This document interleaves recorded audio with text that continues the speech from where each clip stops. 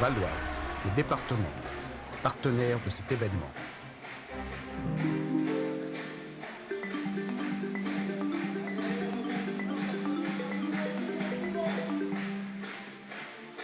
Bonjour, bonsoir à toutes et à tous, ou rebonjour, rebonsoir pour ceux qui étaient avec nous un peu plus tôt. Ravi de vous accueillir sur Via Grand Paris pour une fin d'après-midi sportive, du handball au programme. Nous sommes en direct du complexe Lucas Ballot à Aubonne dans le 95, le Val d'Oise à 20 minutes de Paris pour vous faire vivre le dernier match du tournoi international Pierre Tiby, 15e édition de ce prestigieux tournoi de jeunes. Et c'est le match qu'on attendait tous, la finale entre la France et la Russie. Toujours à mes côtés pour vous faire vivre cette rencontre, Lucas Ferrandier, demi-centre de Créteil, pas très loin, un témoin privilégié puisqu'il a joué dans cette équipe de France des minots. Il est passé par toute la formation française. Il a fait une école de journalisme. Alors bref, voilà, c'est parfait. Lucas, bonjour.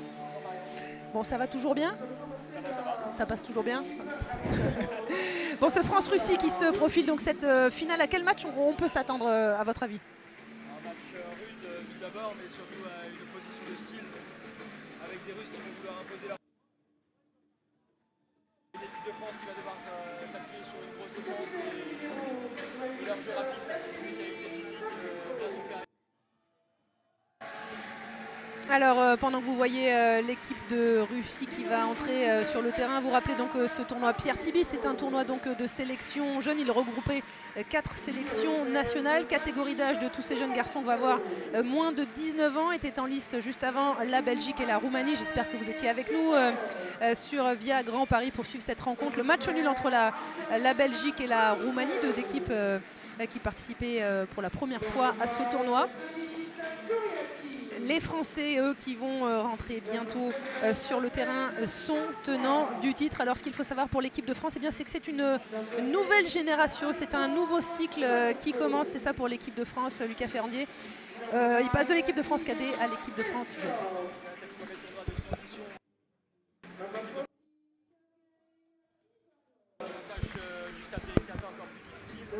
Forcément, un tas d'adaptation entre complètement différentes entre les cadets et les jeunes. Ça va prendre du temps, mais force est de constater que depuis quelques années, ça fonctionne très bien. La formation française. Ouais, la formation française évidemment incarnée par Éric Quintin, vous le verrez bientôt sur ces images. Comment ils sont les jeunes Français là, Lucas, à votre avis, à 5 minutes du coup d'envoi? Ils ont déjà joué des compétitions internationales, donc la pression quand même, ils savent ce que c'est. Oui, la pression, ils savent ce que c'est, et puis des matchs plus ou moins importants tous les week-ends, donc forcément ils la connaissent la pression. Après, là, ils doivent être forcément impatients et pressés dans des coudes, parce que ces moments-là, on en profite, mais on a qu'une envie, c'est que l'arbitre siffle le coup de sifflet et que le match commence. Donc là, forcément, ils doivent être impatients et prêts à en découdre. Impatients, on a envie de jouer évidemment, parce que ce tournoi Pierre Tiby, c'est un peu l'école des champions, peut-être les futurs stars de demain. On le rappelle, hein, tous les grands champions qui forment la Lidl Star League. On pense à Ludovic Fabregas, Quentin Maillet. Alors il lui joue en Allemagne pour le coup, mais il est passé par le Tiby. Uwe Gensheimer côté Allemagne, Michael Hansen, champion olympique danois. Ils sont passés par ce Tiby, et tous ces jeunes, eh bien évidemment, ils rêvent un jour, Lucas, d'intégrer éventuellement l'équipe de France. En tout cas, déjà le secteur professionnel, un club tout simplement. Alors quelques petits soucis techniques au niveau du son. Je disais, Lucas, évidemment tous ces jeunes qui rêvent un jour d'intégrer l'équipe de France. Vous, quand vous rentriez sur le terrain là, vous disiez bon, il faut que je me montre, c'est important. Oui, forcément, c'est la performance que l'on doit.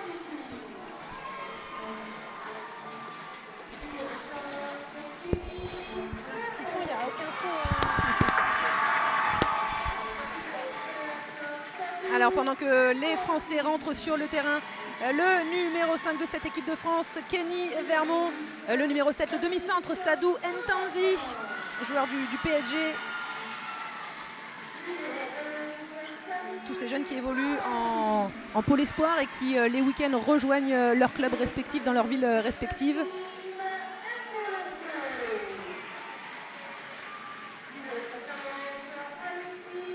Le numéro 13 à l'image, Maxime Ermolenko.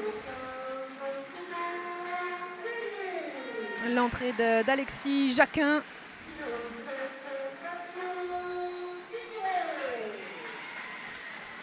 Tandis que Lucas Ferrandi, mon consultant, on l'a perdu, il y a des petits problèmes de son. Le stade Lucas Ballot qui s'est rempli, belle ambiance en cette fin d'après-midi. Ambiance forcément un petit peu plus feutrée à l'occasion du match entre la Belgique et la Roumanie.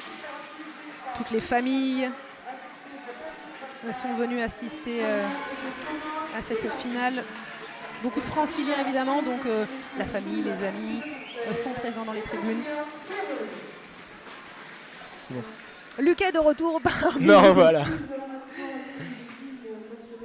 les arbitres de cette rencontre, monsieur Jules-Élie Langenfeld et Aurélien Pierron, les hymnes, l'hymne russe.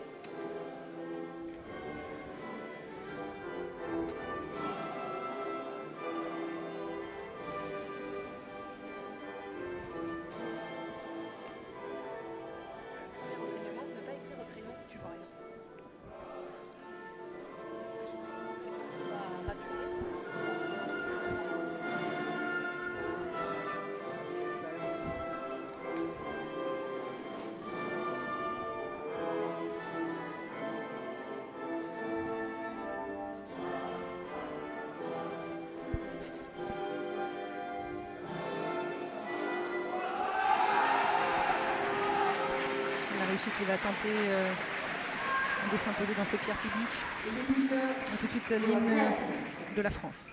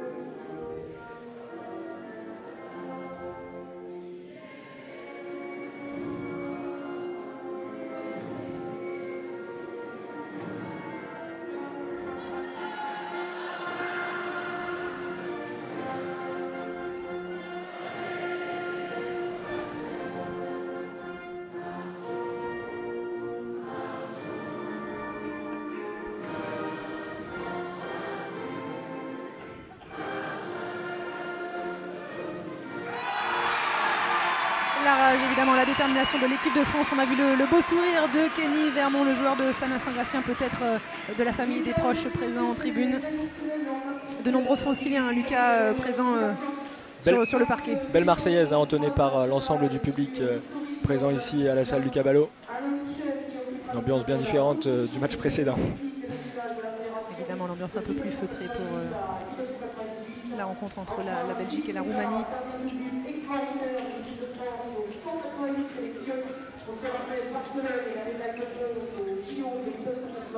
De grands gabarits pour côté russe, une grande densité physique, vous nous l'avez dit tout à l'heure Lucas.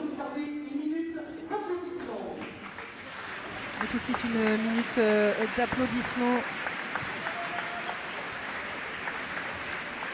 en l'honneur de la mémoire de Marc Méjean, 32 fois international et figure historique du handball francilien. Alain Mouchel qui occupa notamment la haute fonction de directeur technique national de la fédération.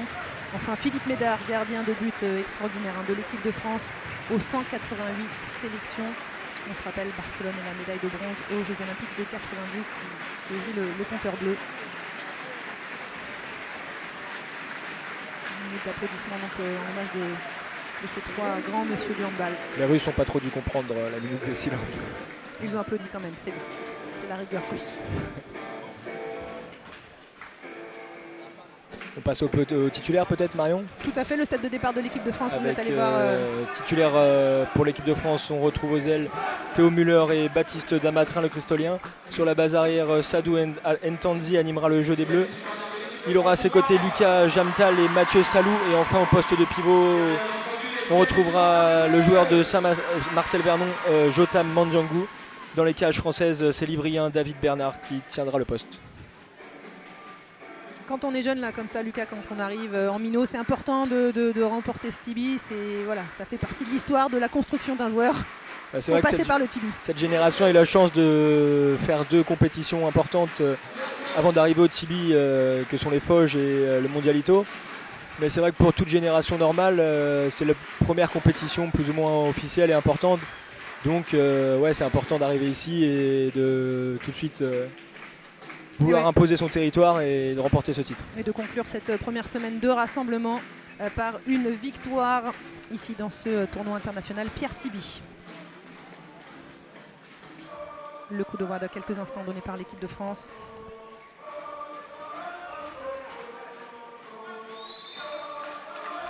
Une équipe de France composée de 4 locaux du pôle espoir de Beaune. Et déjà une finale pour les nouveaux minots d'Éric Quintin qui vont tenter donc de conserver leur titre sur ce Tibi, le tournoi francilien qui est le point de départ d'une nouvelle histoire pour cette nouvelle génération. En ligne de mire, très loin l'été prochain, l'Euro en Croatie et puis bien avant, encore plus loin, l'équipe de France peut-être un jour. Et avant, le secteur professionnel comme vous par exemple Lucas, Créteil. Vous aurez un petit œil particulier alors sur votre coéquipier à Créteil. Baptiste Damatrin, Ouais. longtemps incertain pour cette rencontre, il s'était blessé hier à l'entraînement à l'épaule. Mais il est sur le terrain au début du match et on est content de le voir parce que ça va être une des pièces importantes pour les Bleus ce soir. Et le gardien russe qui se met en évidence pour le premier ballon de ce match, de cette finale. Martinenko très très bon depuis le début du tournoi. Il a notamment fait 50% d'arrêt contre la Belgique avant-hier. Une défense 1-5 classique on va dire pour une équipe entraînée par Éric Quintin. Un 5 homme à homme.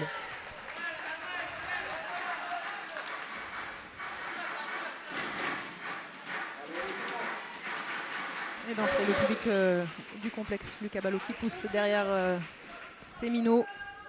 Il y a les experts, l'équipe de France. Ah, les minots. Alors les cadets, ils s'appellent comment, Lucas?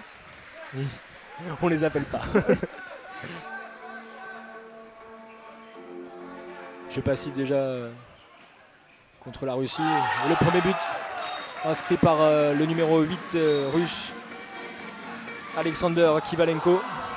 Et David Bernard peut-être un peu passif non, sur ce Après, tir. il trouve une belle lucarne, il est masqué. Ouais. Et donc c'est la Russie qui ouvre le score dans cette rencontre.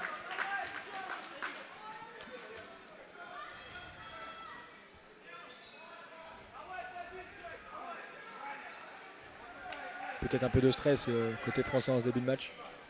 Ce qui explique cette perte de balle et ce tir raté en l'espace de 2 minutes. Et le passage en force. Jotam Mandjangou qui a très très bien joué le jeu là. En jouant le passage en force. Très très rude la défense russe d'entrée de match. Les Bleus qui vont poser une attaque.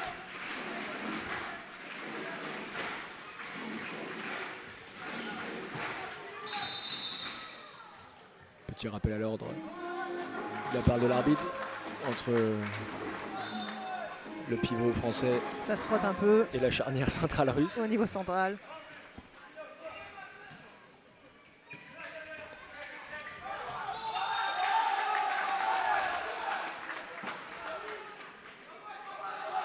Grosse intensité défensive de la part des Russes dans ce début de rencontre. Et le bras droit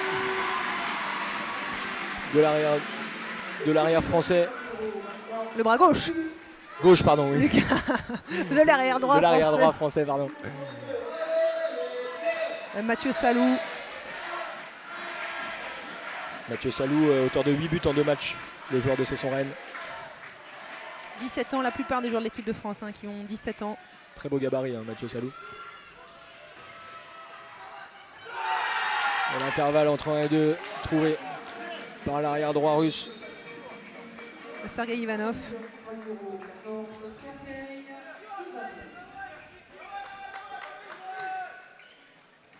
Notez un changement attaque-défense. Côté russe avec le numéro 88, Evgeny Savchenko qui ne défend pas. Ça peut être une piste intéressante pour les Français en montée de balle notamment.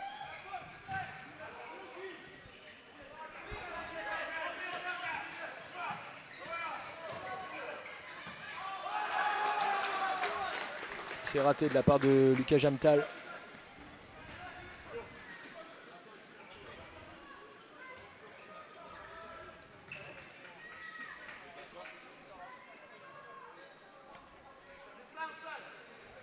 Vous voyez avec Quintin qui encourage ses joueurs à mettre de l'intensité, notamment défensive.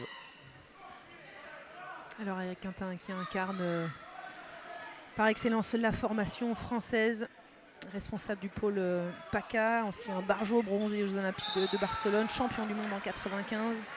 Et puis depuis qu'il est avec son staff en place, avec cette équipe des Minots depuis 2014, eh bien, il a tout gagné avec 2 générations différentes, l'Euro en 2014 et le Mondial en 2016 avec les 96-97 avec vous Lucas, et puis l'Euro 2016 et le Mondial 2017 l'an passé avec les 98-99, et donc cette nouvelle génération qui arrive. Ils étaient en stage depuis dimanche dernier ici au pôle Espoir d'Aubonne. Les Bleus qui bafouillent un peu leur handball là en ce début de match, beaucoup de pertes de balles.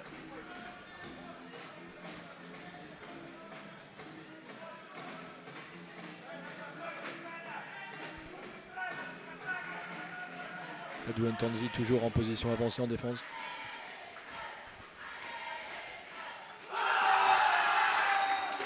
Et le but marqué par le russe Alexander Kivalenko. Manque peut-être un peu d'agressivité sur la défense française, Lucas. On le laisse trop approcher facilement. Mais un choix radical côté bleu, la sortie déjà du gardien David Bernard. Et l'entrée du numéro 1, Clément Carassus. David Bernard qui va être pris en main par Daouda Karaboué, autre illustre joueur de l'équipe de France, double champion olympique, qui s'occupe maintenant des gardiens. On le verra probablement revenir avant la fin de ce match, David Bernard, qui avait été très très bon lors de sa première apparition avant-hier. Et là, l'image de son équipe un petit peu passive sur ce début de rencontre. La barre trouvée par Sadou Ntanzi.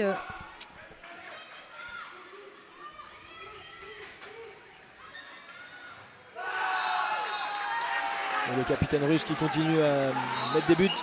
Et ça commence à faire beaucoup là, 5-1 en seulement 7 minutes de jeu. Ouais, qui s'infiltre trop facilement là dans le secteur central et qui trouve la faille. Et Quintin qui recadre déjà son capitaine.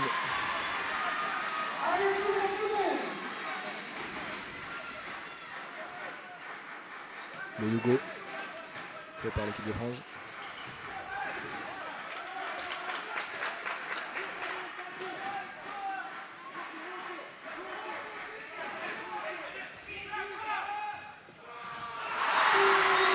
Ça passe cette fois pour Sadou Ntanzi, qui met fin à 2 longues minutes de disette en attaque pour l'équipe de France. Des difficultés à faire vivre le ballon, notamment côté français dans ce début de match. Beaucoup d'imprécision au niveau des passes. Certainement un peu de tension.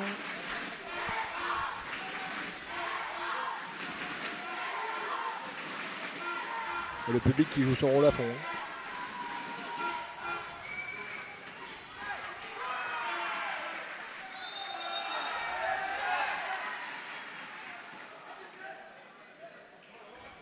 Allez, on a vu justement la grosse défense là de votre coéquipier à Créteil, Baptiste Damatrin.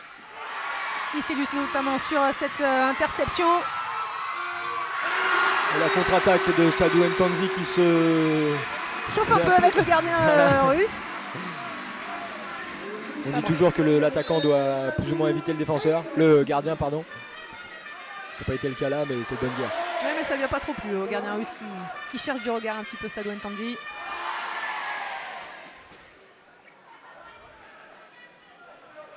Les Bleus qui reviennent à 5-3.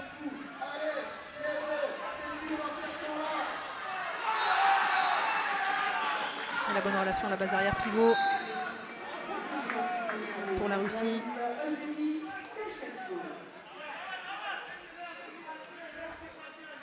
Avec l'aide du poteau, 6-3 pour la Russie.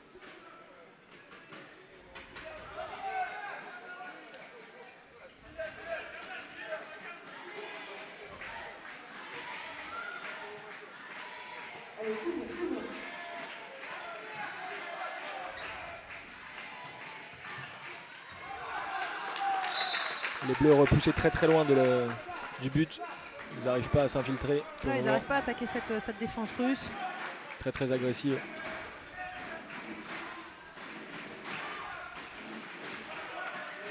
Là, cette mésentente encore un petit peu entre Sadou Ntanzi et Lucas Jantal. Les gros gabarits russes qui prennent pour le moment le dessus sur les Français.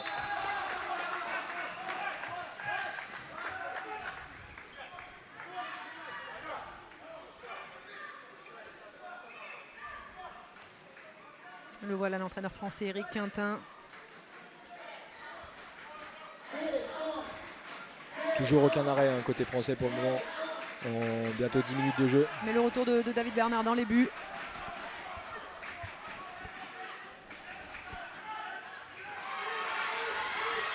Et la contre-attaque menée par Sadou Ntanzi. Il va aller au bout. Et le Chabala pour finir. Et qui permet à la France de recoller 4-6.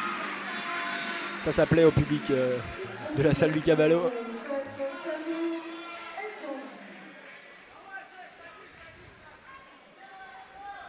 C'est déjà son 3e but à Sadou Ntanzi sur 4 pour l'équipe de France. Formé au PSG. Le passage en zone, là, sifflé contre la Russie.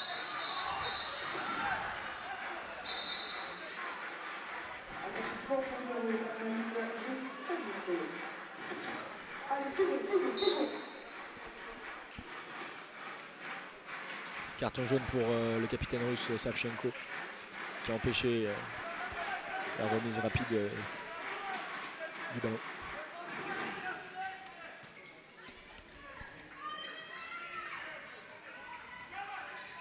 Allez, 10 minutes de jeu si vous nous rejoignez. Nous sommes au cœur de la finale de ce tournoi Pierre Tiby entre l'équipe de France et la Russie. La France qui est tenante du titre, qui a un peu de mal sur ce début de match. Penalty là provoqué par Sadou Ntanzi qui est au four et au moulin Clairement. dans ce début de match. Jet de 7 mètres qui va être tiré par Baptiste Damatrin. C'est un peu le grand frère de cette équipe de France, Sadou Ntanzi.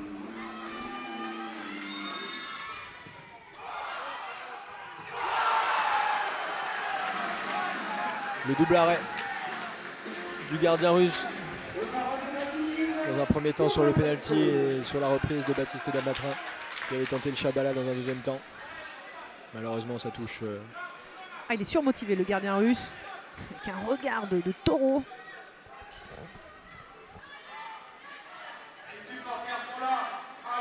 Et la France qui va avoir besoin de ses supporters pour tenter de recoller au score. Toujours cette défense haute de la part des Français avec Sadou Ntanzi en pointe devant.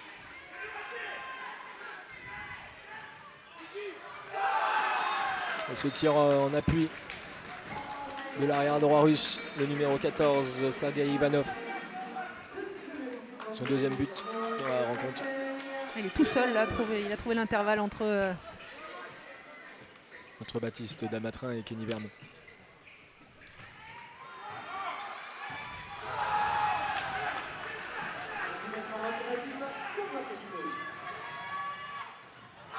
Et la première parade, côté bleu, on l'attendait. Et elle est arrivée on l'aurait aimé avant, mais elle arrive à la 13e minute et on la prend quand même. David Bernard, qui s'illustre sur cette contre-attaque et qui fait du bien. Ça aurait permis aux Russes de prendre 4 longueurs d'avance. Une joie contenue pour David Bernard. Un peu plus de folie là dans cette équipe de France. Le croisé, le renversement. Et Baptiste Damatrin qui conclut. Tire une nouvelle fois très proche du visage du gardien.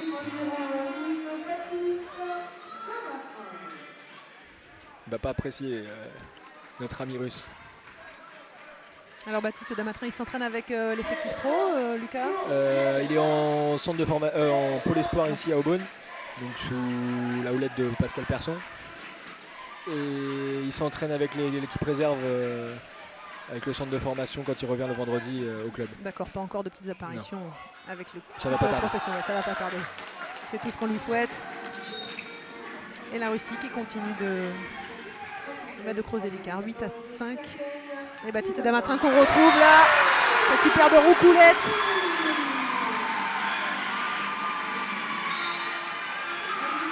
sur son aile gauche. On pense à Ove Gensheimer. Il a bien rectifié le tir après son double échec au penalty et sur la reprise du penalty. Ove Gensheimer, un ailier parisien qui est passé par le Tibi, à l'instar de Michael Hansen, de Quentin Mahé, de Vincent Gérard, de William Acambré. Les Bleus qui jouent actuellement du côté du Danemark face à la Norvège à l'occasion de la première étape de la Golden League.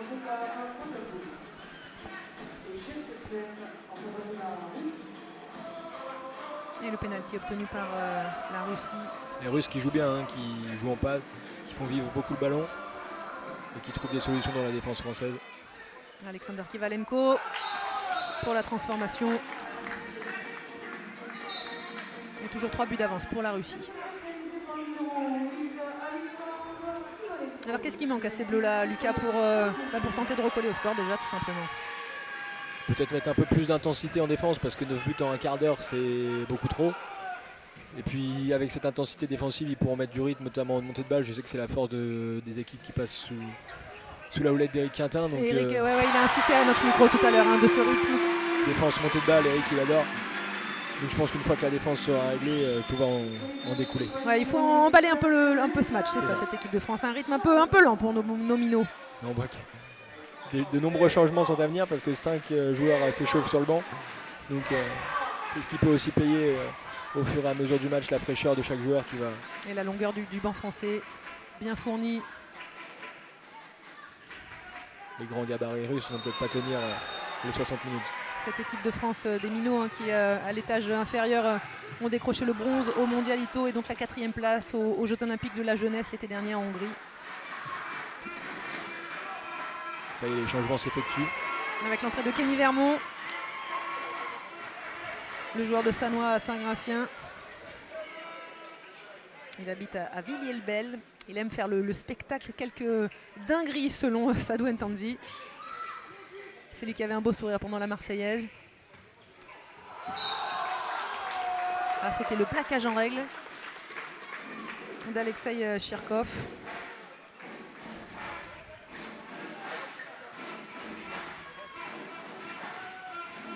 La vivacité peut être apportée par Kenny Vermont. Et le but de Théo Müller qu'on n'avait pas encore vu dans ce match.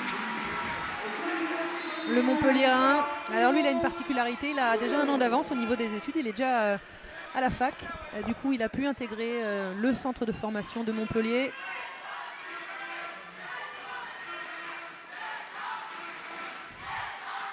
Peut-être un jour intégrer l'équipe de Patrice Canaillé, d'Éric Maté.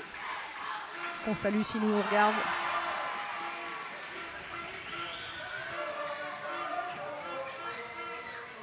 À la bonne entrée de Kenny Vernon qui a apporté de la vivacité. Et voilà cette très belle passe avec pour son pivot, c'est dommage.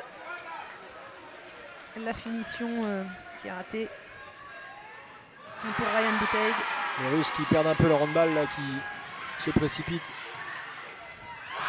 Et finalement, le numéro 23 français Mathieu Salou qui trouve la solution et qui ramène les Bleus à hauteur au bout de 17 minutes de jeu. Et le Russe, l'entraîneur russe qui pose le temps mort.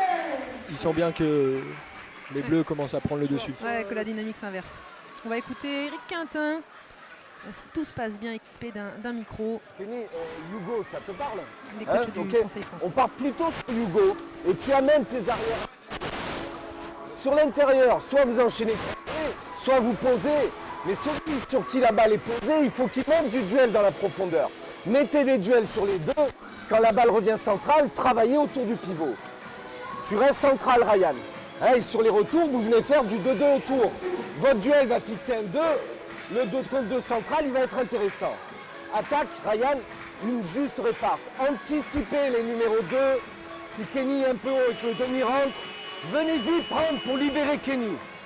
Libérez Kenny. Toi, tu es attentif, course intérieure. Toi, course extérieure, t'es 2. Ok? Propre. Par contre, percussion dès que vous le choisissez. Déterminé. Allez. Avec Quintin qui est revenu dans un second temps sur l'aspect défensif en insistant sur le rôle des deux numéros 2. Et offensivement, il a rappelé qu'il fallait insister sur le jeu autour du pivot, notamment dans les fixations. Ouais, ça avait bien marché. Kenny Vermont qui avait trouvé la solution. Bon, il fallait s'appliquer un peu plus au niveau de la finition. Mais la solution avait été trouvée.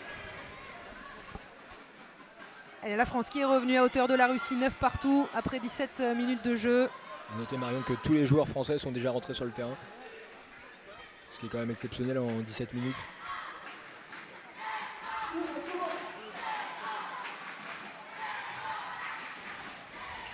Parce que finalement, Eric Quintin, il a très peu de temps hein, pour effectuer sa revue d'effectifs en vue de l'Euro l'été prochain.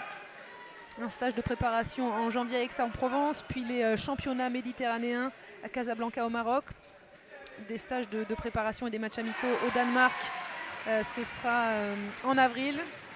Et puis le stage de préparation au championnat d'Europe à Saint-Malo et à Tignes. Ça, je crois que c'est une habitude dans le cas. La coutume. La coutume. Toujours bien reçu à Saint-Malo et à Tignes, donc il n'y a pas de raison de changer. Et puis les derniers résultats vont en faveur de Tout à fait. la On continuité. ne change pas une formule qui gagne.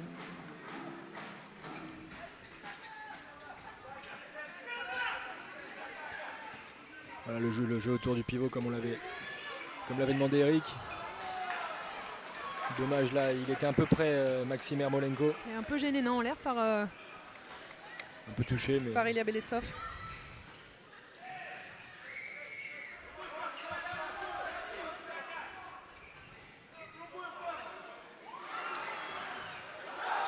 Un contre là réalisé par l'ailier gauche Nikita Iltinski. On va la refaire, Nikita Iltinski.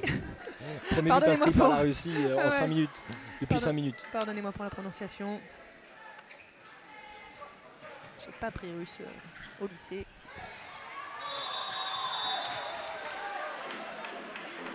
Penalty gentiment sifflé par l'arbitre. Arbitrage maison, ça fait partie. Le pivot n'avait pas réussi à se saisir de la balle. Mais bon, on le prend.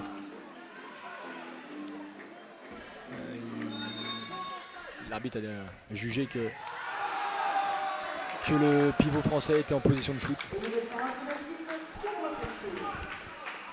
Malheureusement, deuxième pénalty raté d'affilée pour les Bleus. Cette fois, c'est Mathieu Vigneron qui a échoué après Baptiste Damatrin.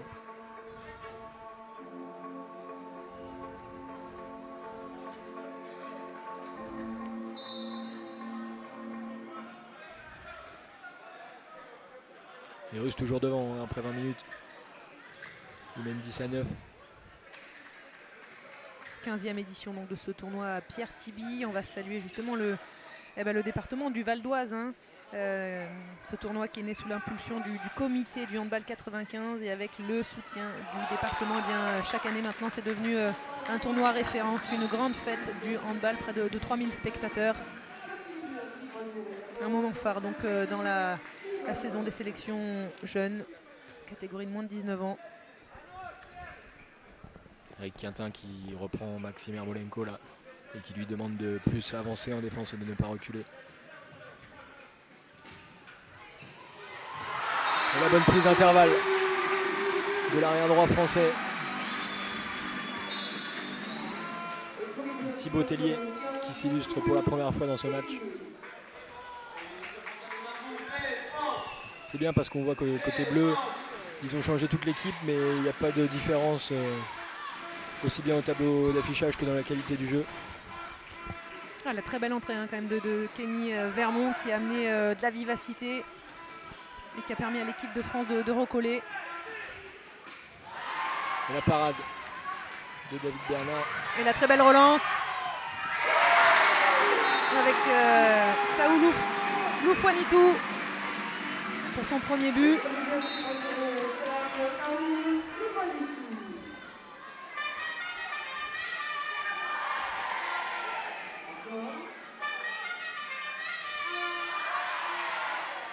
Les scores de parité toujours entre la France et la Russie, 11 partout après 20 minutes de jeu.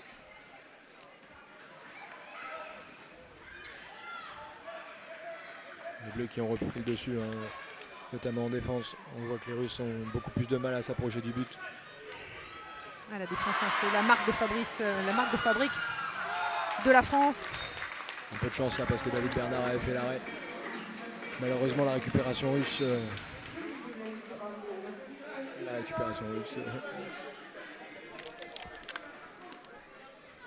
La défense, Lucas, c'est ça justement. C'est ça, ouais, c'est la marque de fabrique, c'est l'école française. C'est ça, la défense. Bien défendre pour pouvoir monter les ballons et mettre le plus de buts possible en montée de balle. Ça use forcément l'adversaire et puis c'est des buts faciles que l'on met et qu'on n'a pas à mettre après en attaque placée.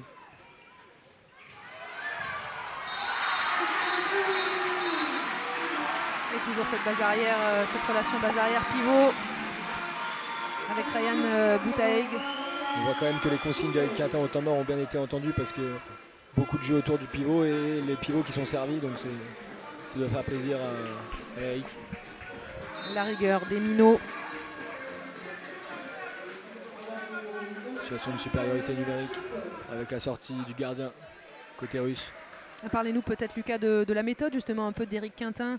On le voit très proche de ses joueurs, un peu paternaliste presque. Ouais, c'est... Peut-être pas, hein, je me trompe, Si, on le voit de l'extérieur, il leur parle beaucoup, il les prend dans les bras, tout ça. Mais il nous a parlé tout à l'heure, hein, rigueur évidemment, mais du plaisir. Il aime beaucoup notamment ses joueurs et il base énormément le handball sur la performance, mais également sur le plaisir. C'est ce qu'il a dit, le il l'a handball rappelé. est avant tout un sport. Un jeu et du plaisir. Voilà, où il faut s'amuser. Et Quintin le sait, et il était comme ça également quand il jouait. Et il n'est pas contre notamment les coups de fou, les roucoulettes, il adore, c'est un fervent supporter des gestes comme ça, donc c'est pas le cas de tous les entraîneurs. Ça va plutôt plaire évidemment à tous ces jeunes.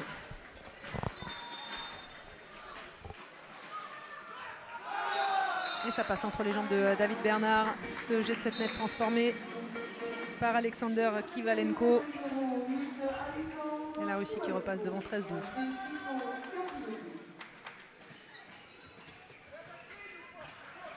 Ça c'est bien joué en supériorité et la bonne fixation de Mathieu Vigneron.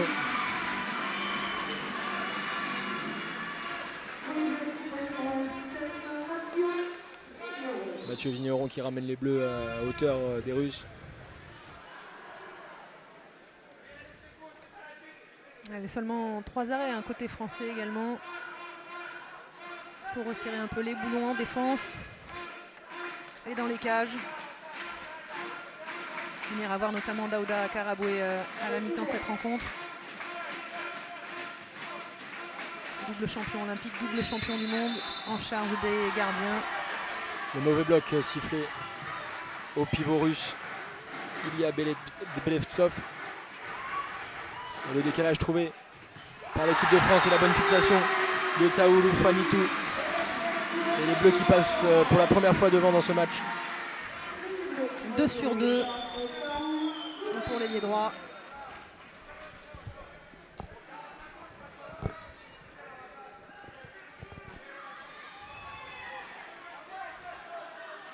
La supériorité qui aura coûté cher aux Russes.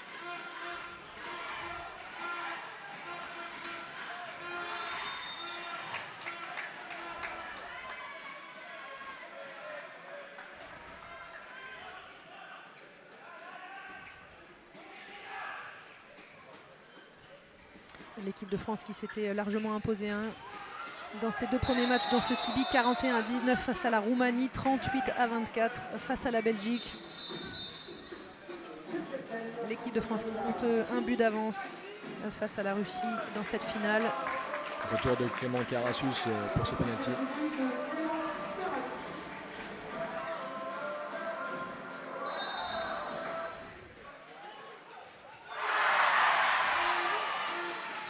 Le bel arrêt de Clément Karassus sur ce penalty. Les esprits qui s'échauffent. Une nouvelle fois Kivalenko avait tenté de tirer entre les jambes du gardien français. Malheureusement, fort heureusement pour l'équipe de France, il l'avait bien anticipé.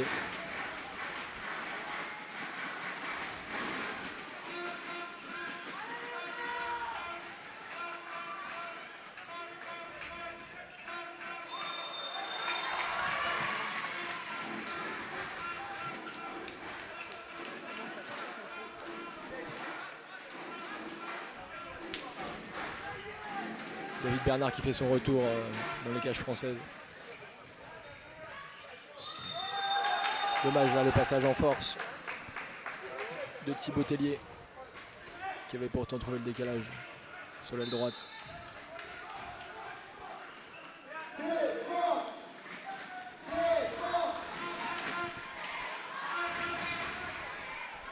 Et Savchenko qui annonce un enclenchement.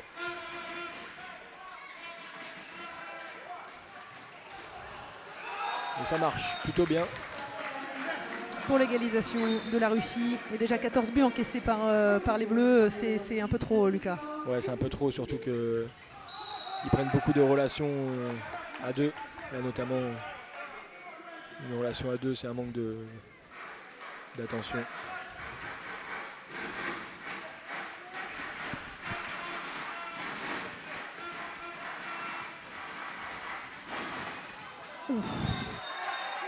Ah ouais, les 2 minutes. Logique, non, Lucas? Le banc russe n'est pas content, mais c'est plutôt logique, quoi. Un excès, On le voit sur. Ah, on le voit. un excès d'agressivité C'était juste avant sur ce ralenti, ouais. de la part du numéro 9. Kenny Olivier Vermont Beletsov. touché au visage. Et donc les 2 minutes, logique pour le joueur russe. Allez, profitez de cette supériorité numérique pour tenter de creuser l'écart dans ce money time de cette première période.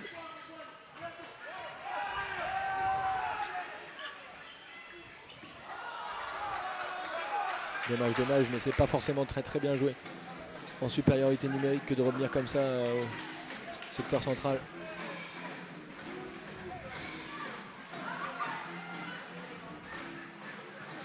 Allez, 1 minute 40 à jouer encore en première mi-temps. Les Bleus sont en supériorité, il faut bien finir cette première mi-temps. Eric Quintin qui invective ses défenseurs.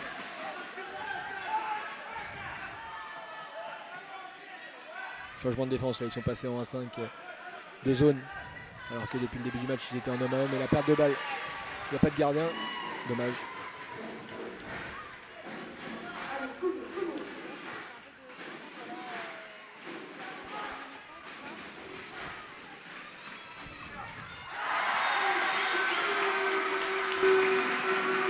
Le nouveau but de Mathieu Vigneron.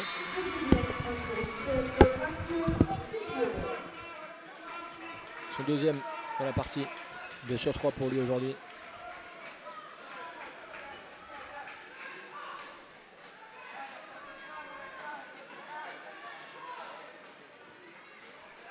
Les Russes qui vont tenter d'aller au bout de cette possession afin de ne pas rendre le ballon aux Français.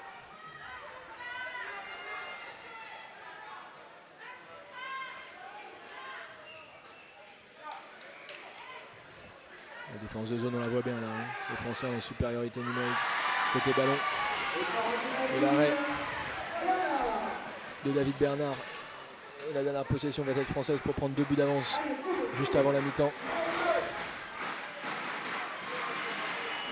Le temps mort posé par Eric Quintin qu'on va écouter.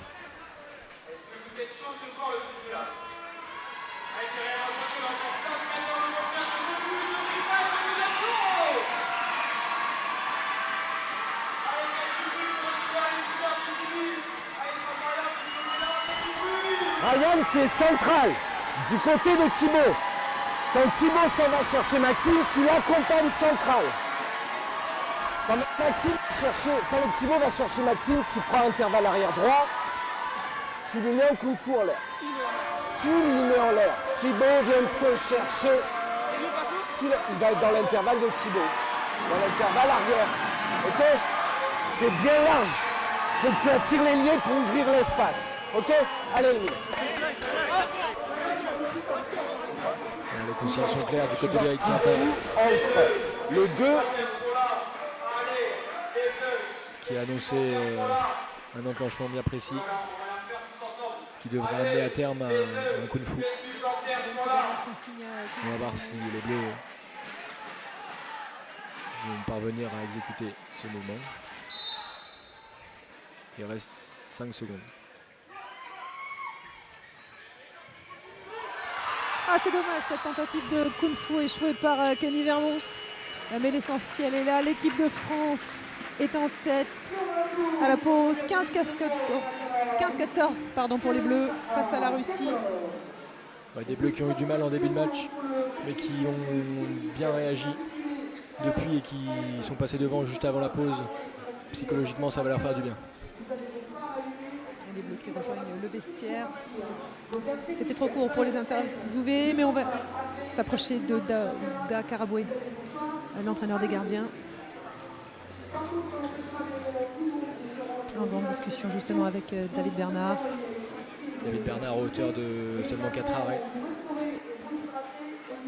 Et un pour Clément Carassus sur le pénalty, on s'en souvient.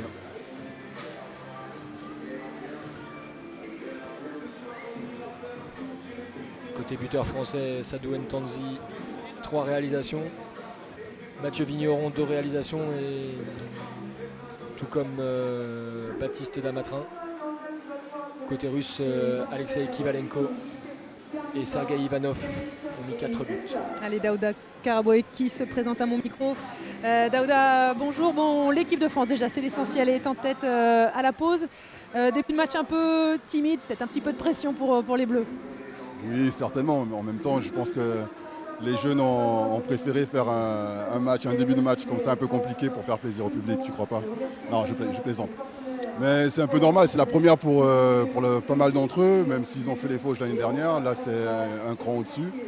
C'est difficile aussi pour chacun d'entre eux, puisque une équipe comme celle-ci, l'équipe russe, qui joue une très belle défense 6-0, et classique, mais une belle défense et engagée. Chacun cherche un petit peu ses repères. Ils ont fait de gros matchs face à la Belgique et à la Roumanie. Je pense qu'il y a un peu de fatigue et surtout beaucoup de pression, mais ça fait partie de l'éducation. Est-ce que l'entraîneur des gardiens est satisfait? On vous a vu beaucoup en discussion avec David Bernard notamment. Alors, comme on a l'habitude de dire, tant qu'on gagne les gardiens, ben c'est bon, le travail est fait. Mais bien sûr qu'ils sont encore là pour apprendre et ça passe par des matchs comme ceux-là où les débuts sont difficiles. David qui a commencé le match a eu pas mal de difficultés face aux arrières russes. C'est comme ça aussi qu'il se construit, puisqu'on avait travaillé tout ce qu'il fallait. Bon, les matchs commencent, les matchs s'enchaînent mais ne se ressemblent pas forcément. Mais bon, il a réussi à revenir sur ses fondamentaux jusqu'à la fin du match, la fin de la première mi-temps, donc c'est une très bonne chose. Ouais, c'est ça, une équipe un petit peu de France à 2 visages. On a vu la très belle entrée notamment aussi de Kenny Vermont qui a apporté de la vivacité à cette équipe de France. Je dis là, on a vu une équipe de France un petit peu à 2 visages, mais qui est revenue, notamment la belle entrée de Kenny Vermont qui a apporté pas mal de vivacité, de sourire. On l'avait vu, grand sourire sur la Marseillaise. Tout à fait. L'entrée de Kenny, mais c'est aussi le travail de ses coéquipiers qui font qu'au fur et à mesure, ils sont revenus dans le match. Ils ont besoin de se construire une histoire aussi. C'est pas évident pour ces jeunes, puisqu'ils voient les générations précédentes qui sont passées, les résultats apportés, réussis à obtenir. Forcément que, oui, on a à cœur de faire aussi bien que les plus vieux. Maintenant, c'est à eux de se construire déjà personnellement et construire collectivement aussi. Dernière question, Daouda, ça vous concerne. Eric Quintin insiste beaucoup sur le mot plaisir. Est-ce que vous prenez du plaisir à encadrer tous ces jeunes? J'espère que ça se voit surtout. Bien sûr que je prends beaucoup de plaisir. Pour moi, c'était une chose inattendue puisque je n'avais pas prévu de retravailler dans le handball après ma carrière sportive, et la proposition d'Eric, depuis 2013, une fois que j'ai accepté, j'y suis depuis. Donc oui, bien sûr, je prends énormément de plaisir. Et les jeunes me le rendent bien, le staff qu'on a performant, donc c'est que du bonheur, j'apprends énormément. Les résultats sont là, on vous souhaite évidemment que ça continue. Merci beaucoup Daouda. Et on croise les doigts pour l'équipe de France qui va tenter de s'imposer dans cette finale du tournoi Pierre Tiby. La France qui mène 15-14 face à la Russie. On marque une petite page de pause, on se retrouve juste après la pub. Restez avec nous, à tout de suite. Département, partenaire de cet événement.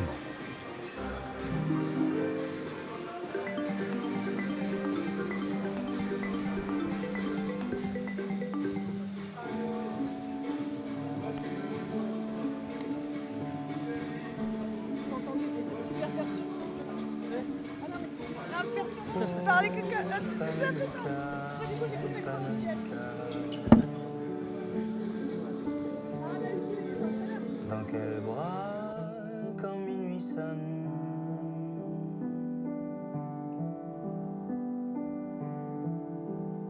vagues-tu?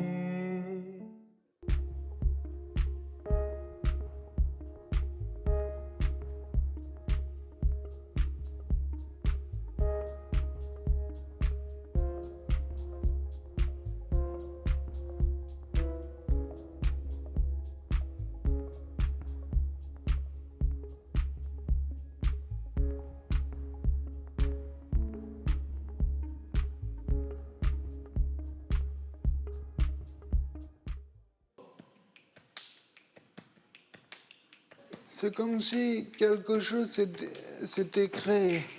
À la fin, on est tous, quelque part, on est tous une famille. Tu as beau être roi, tu n'es pas au-dessus des lois. Même les animaux ne sont pas leurs enfants.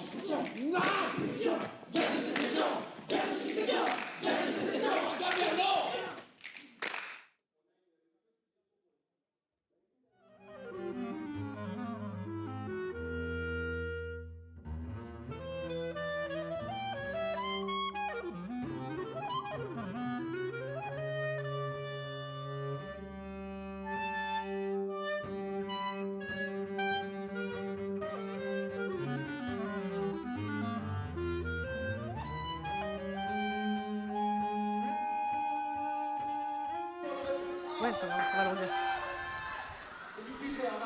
Allez, de retour ici au complexe Luc Abalo à Aubonne dans le Val d'Oise, le 95 à 20 minutes de Paris. L'équipe de France mène 15-14 face à la Russie pour dans la finale de ce tournoi international. Pierre Tibi, une équipe de France à deux visages, Lucas, mais l'essentiel est là, les Bleus sont passés devant à la pause. Ouais, l'essentiel est là et puis la France a connu un début de match assez compliqué. Peut-être surpris par l'intensité physique défensive des Russes, mais ils ont su redresser la barre et bien réagir, notamment en mettant du rythme sur les montées de balles avec des buts faciles comme on voit là à Sadou Ntanzi. Donc c'est important, c'est comme ça qu'ils vont pouvoir prendre le dessus sur cette équipe russe qui, je pense, ne va pas tenir sur ce rythme-là pendant 60 minutes. Et ouais, troisième match en 3 jours pour toutes ces équipes. Un petit peu de fatigue, Daouda Karaboué nous l'a dit à notre micro juste avant la pause. La France qui est restée sur 2 victoires, notamment hier face à la Belgique, 38-24. Résumé de cette rencontre tout de suite sur les antennes de Via Grand Paris.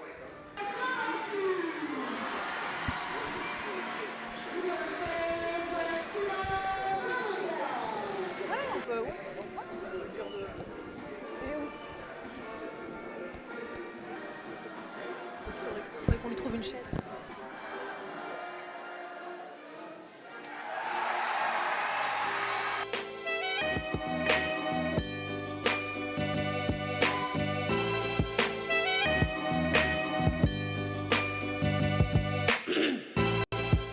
On a du mal à trouver les buts.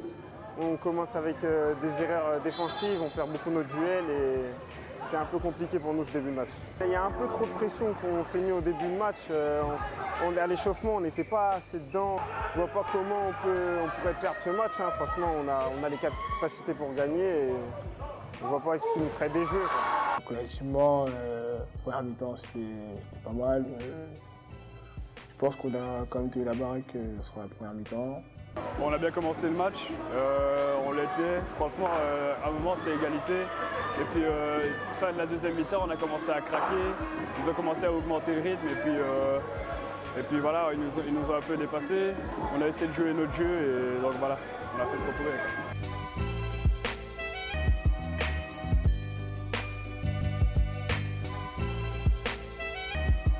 Première mi-temps, on fait de l'homme-à-homme, donc c'est un contre un.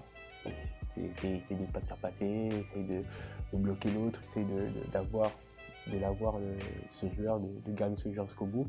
Eric, notre coach, il fait changer toute l'équipe à la 15e normalement de la première mi-temps et à la 15e de la deuxième mi-temps. C'est ce qui fait notre force. On est capable de faire changer toute l'équipe en gardant le même niveau de jeu et être aussi fort, des fois même meilleur que ceux qui ont commencé. On ne bougeait plus, il n'y avait plus de mouvement et ce qu'on fait c'était un pass ou deux passes shoot et la France ça court, on avait dit on court, si on shoot, on rate, on court. En première mi-temps on a posé une belle résistance je pense, on les a embêtés. En deuxième mi-temps on a craqué surtout physiquement, Ça se voit qu'ils ont l'habitude de jouer des gros matchs. Les Belges ont vraiment montré qu'ils étaient au rendez-vous. Il n'y a pas assez de continuité, je dirais. On prend trop de shoots rapides. Il y a la pression, la confirmation. On avait un peu la pression avant le match, mais comme j'ai dit, il faut confirmer et on a encore beaucoup à apprendre avec lui. Le public, ça va être important parce que hier, on a eu un gros public, mais là, il va falloir, comme l'entame de jeu il est plus compliqué, il va falloir nous pousser et ça va le faire.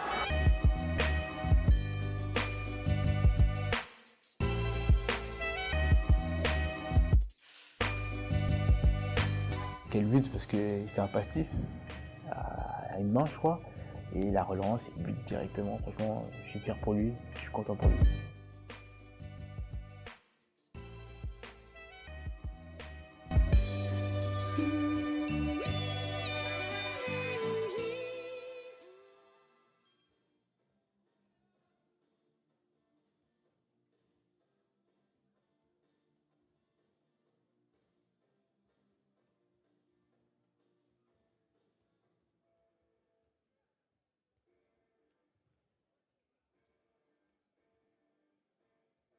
Un dinosaure du staff français, Jean-Louis Guichard, le chef de délégation, celui qui fait écrire des poèmes à ses minots de 16 ans. Bonjour, bonsoir Jean-Louis.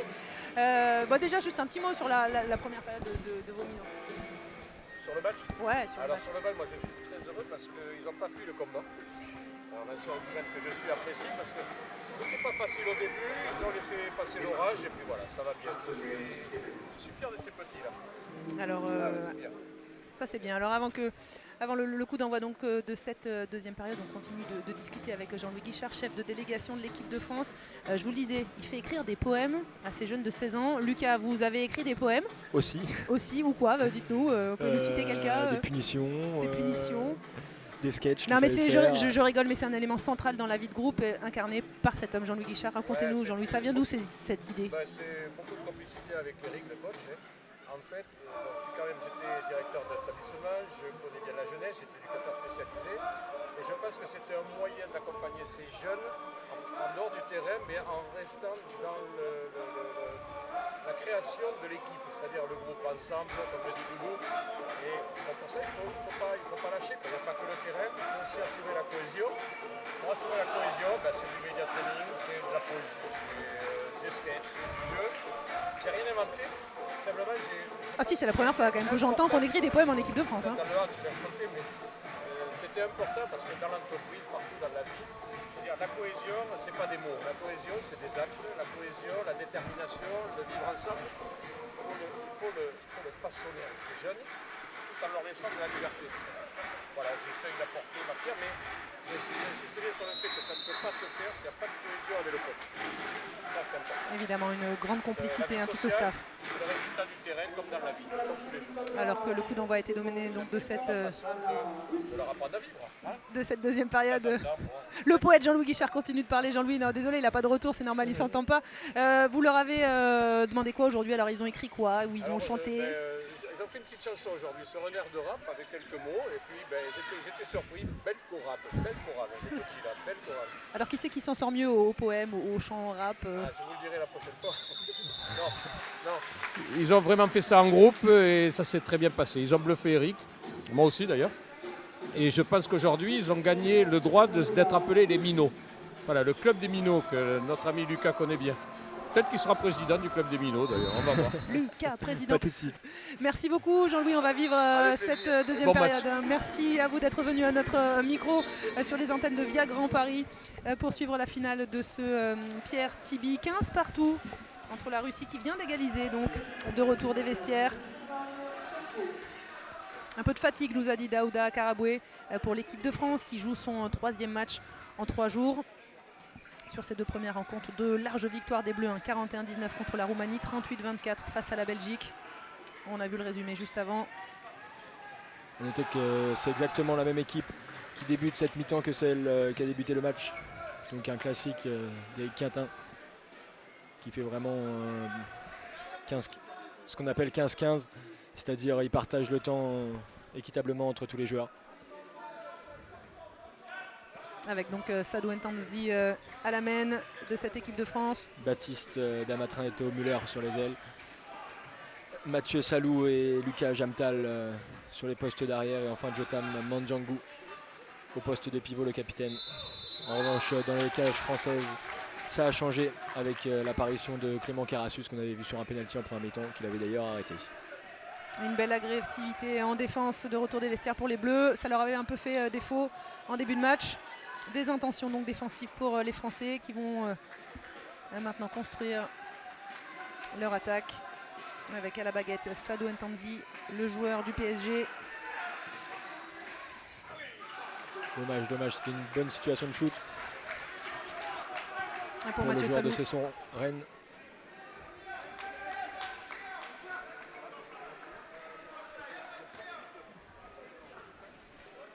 Ça doit désarmer, et je reviens à ce que disait Jean-Louis Guichard, là, d'écrire des poèmes, d'écrire des chansons, chanter du rap. Quand on arrive, quand on a 16 ans, qu'on doit se dire faut écrire un poème, ça met un peu la pression, non? C'est surtout un peu la honte. Et le réciter devant tout le monde, c'est un peu la honte, mais au final on s'y fait, et c'est aussi ce qui fait que toutes les générations s'entendent aussi bien Un créateur de liens, évidemment. en dehors du terrain. Et c'est ce qui fait après la force de ces équipes sur le terrain. Je pense qu'il ne faut pas dissocier la vie en dehors du terrain. Et d'ailleurs, il nous disait, Jean-Louis Guichard, en amont de ce match, qu'il y a un capitaine de terrain, mais il y a également un capitaine de groupe, qui peut être justement un autre joueur. Et vous avez été capitaine de vie, c'est ça, Lucas? Capitaine de vie plus que capitaine sur le terrain. Mais ouais. Des Alors fois, ça consiste en quoi? On est Il un faut... peu dispensé par Jean-Louis sur les punitions. On peut s'arranger. Il faut savoir négocier, mais Jean-Louis n'est pas toujours réceptif Mais alors aux c'est négociations. quoi la différence entre capitaine de vie et capitaine sur le terrain? Capitaine sur le terrain, c'est plus pour les consignes technico-tactiques. Et donc par exemple à l'extérieur, quand vous sentez qu'il y a un petit coup de mouche chez un joueur ou quelque chose comme ça, vous allez peut-être alerter le staff, en discuter. Ouais, on sait qu'il y a aussi les kinés, le médecin qui sont là pour ça. Après on sait que... la salle de kiné, c'est toujours la salle des salle des confidences. On sait que qu'on le dise au kiné, au médecin ou à un membre du staff technique, ce sera répété et pour le bien de l'équipe, ça fera avancer les choses. Et la très belle construction de l'équipe de France conclue sur l'aile droite par Théo Muller, le joueur du Montpellier Handball.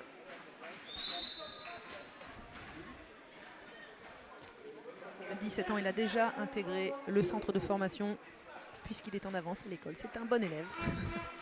On le félicite déjà pour ça. On le félicite aussi pour sa présence en équipe de France. Toujours cette défense haute de la part de Sadou Ntanzi.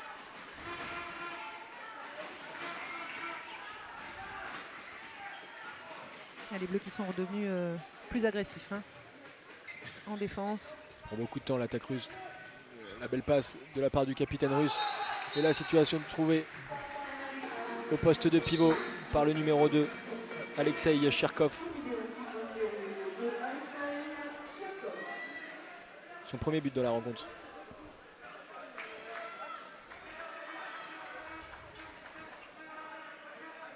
Et Daouda Karaboué entre chaque action qui vient discuter avec ses gardiens.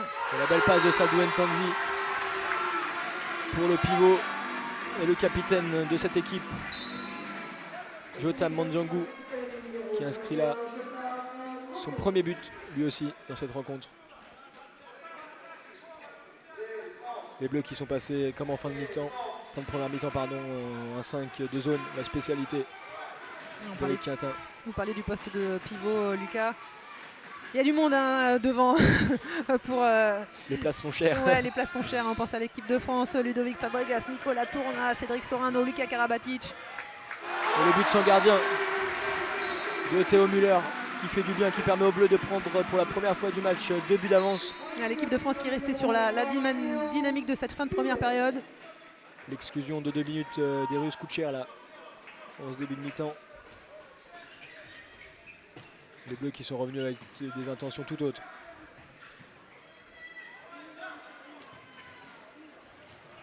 Alors est-ce qu'Éric Quintin, c'est un entraîneur qui crie, qui dans les vestiaires, ça peut, les décibels peuvent monter? Il peut crier. J'en ai fait l'expérience à un tournoi, pour l'anecdote, un tournoi à une opposition contre la Suisse, où j'avais fait une première mi-temps catastrophique et j'ai passé la pire mi-temps de ma vie, je crois. Mais il sait être aussi, il sait aussi féliciter quand les choses sont bien faites, Donc ça passe mieux. On l'accepte.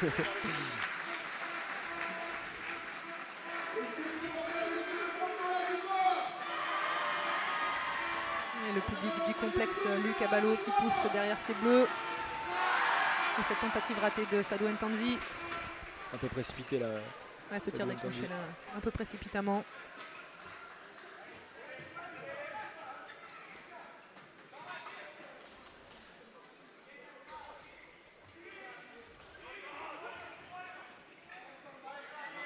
Changement côté russe à la main avec l'entrée du numéro 7, Vet Shansuan. Qui a des origines asiatiques, hein, ça se voit sur son visage. Et ce très beau tir de loin. Numéro 8, Alexander Kivalenko, qui inscrit là son 5e but. Meilleur buteur de son équipe.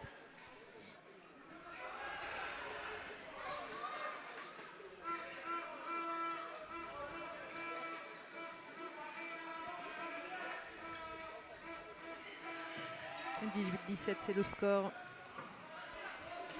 Après 8 minutes de jeu dans cette deuxième période. La magnifique passe de Sadou Ntanzi pour Jota Mangangu. La relation avec le pivot qui marche à merveille en ce début de période. On applique les consignes du coach, c'est ce qu'avait demandé Eric Quintin en première période. Ça doit lui faire plaisir à Eric Quintin.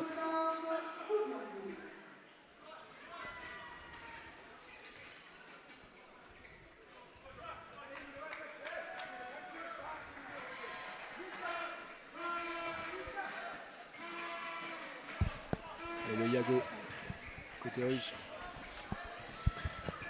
Et le contre. Ouais, tel un contre de volée pour la volleyeuse que je suis. Ça fait penser à un contre de volée. Allez, l'attaque de l'équipe de France. Le banc russe qui n'est pas content, qui demandait un passage en force, mais il y avait un peu de flopping également. Il faut nous expliquer qu'est-ce que le flopping, Lucas. Un peu de simulation. Ouais, c'est ça, c'est la simulation. Il en a fait un peu trop pour avoir gain de cause.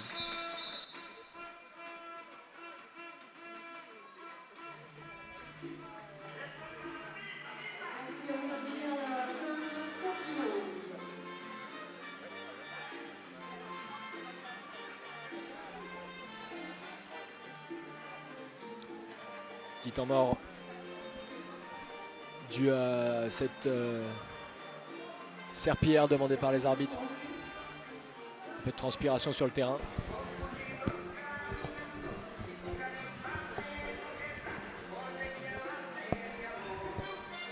Il fait plutôt beau aujourd'hui du côté de Paris. On est dans un gymnase, d'accord Lucas, et regarde le... On n'a pas vu le ciel depuis le début d'après-midi. Mais le ciel était plutôt bleu en arrivant. C'est rare, ici. Pas à Montpellier, mais... Allez, 19-17 pour l'équipe de France. Occasion de passer à +3.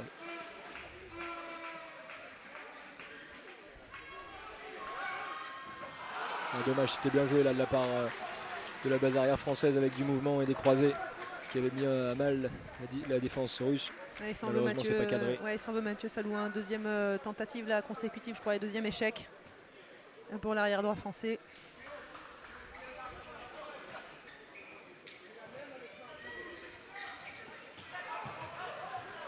Les Russes proches de la perte de balle.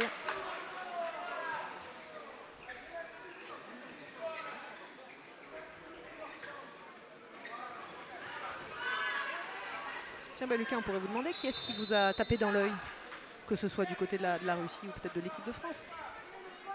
Difficile à dire parce que au niveau de l'équipe de France, c'est aussi bien la marque que le jeu est bien réparti sur tous les postes. Maintenant, Sadou Ntanzi apporte sa vivacité et sa percussion. Côté russe, Côté russe, aussi bien l'arrière-gauche Kivalenko que l'ailier Sergei Ivanov ont montré des qualités. Maintenant, je ne suis pas sûr que ça suffise aujourd'hui pour s'imposer.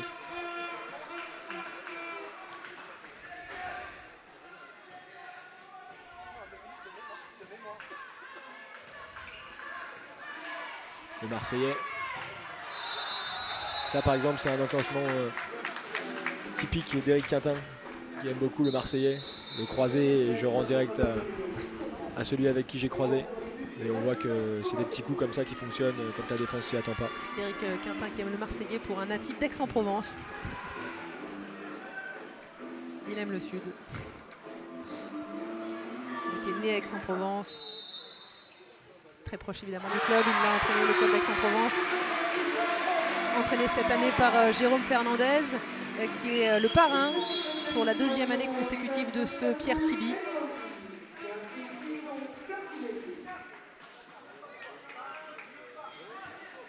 Sadou Ntanzi, meilleur buteur français aujourd'hui, avec 4 buts.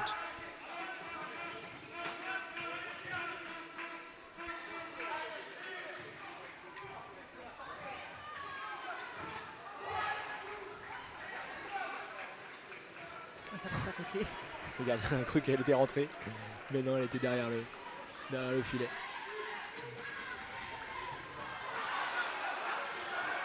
Un 2e arrêt consécutif pour le gardien russe. L'excellent repli. Vladislav Martinenko. L'excellent repli là, de Théo Müller, le Montpellierin, qui a évité un but quasiment tout fait en contre-attaque. Un coup là pour Mathieu Salou, mais a priori ça devrait le faire. Éric Quintin lui demande si ça va. Il grimace, mais il ne veut pas quitter le terrain évidemment. Cette finale.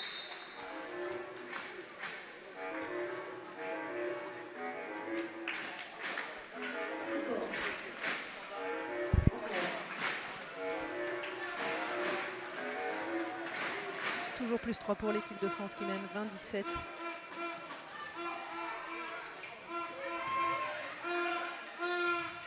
Et Théo Müller qui s'illustre encore une fois sur son aile droite, auteur d'un Chabala fort, mais un Chabala. Ouais, j'ai l'impression qu'elle était passée au-dessus. Mais non, c'est bien rentré, c'est tant mieux, +4 pour la France. Très beau but là, serait par Théo Müller, qui en plus d'avoir fait le repli décisif sur la défense d'avant. Un but qu'on retrouvera peut-être dans le top but de ce Pierre Tiby.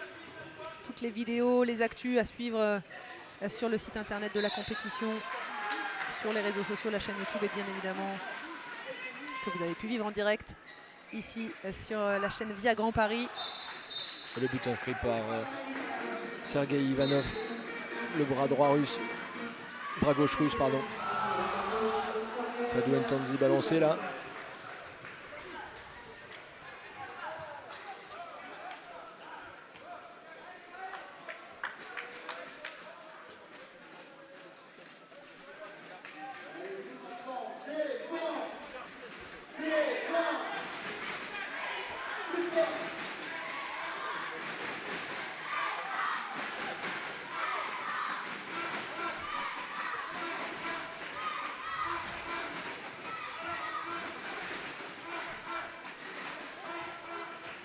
Les arbitres qui vont pas tarder à lever le bras là.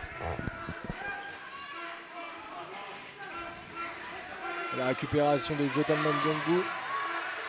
Sadou Ntanzi en contre-attaque. Avec un peu de réussite mais ça passe. Le gardien russe qui l'avait encore une fois touché ce ballon. Et la puissance de Sadou Ntanzi a fait la différence. Et les Bleus qui prennent 4 longueurs d'avance. Alors qu'on voit en bas de votre écran les remplaçants français qui commencent à s'échauffer. Vous l'aviez dit, 15-15, c'est ça, on s'en approche.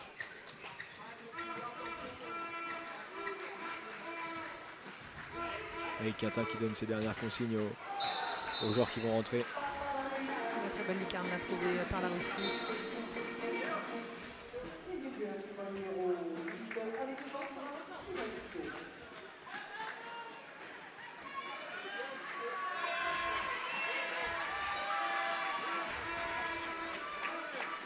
Alors évidemment, Lucas, c'est difficile de comparer les générations et on ne veut pas comparer les générations, mais voilà. Qu'est-ce que vous sentez? Est-ce que le handball français le handball des jeunes a de beaux jours devant lui? Ah oui, ça c'est sûr que même sans regarder cette génération, avec les résultats qu'il y a eu ces dernières années, alors avec la génération 96-97, mais aussi avec la génération 98-99, qui est championne d'Europe et championne du monde en titre, je pense qu'il y a de quoi faire dans les prochaines années et que les autres nations devraient s'inquiéter parce que le handball français va, je l'espère, continuer à gagner.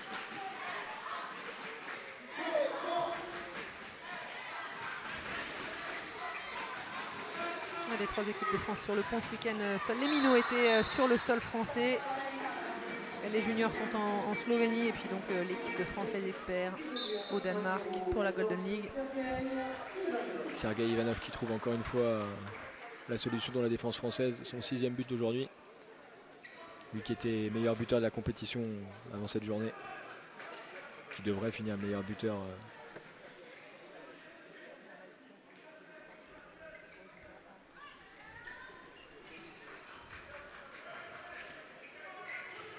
Oula, la glissade.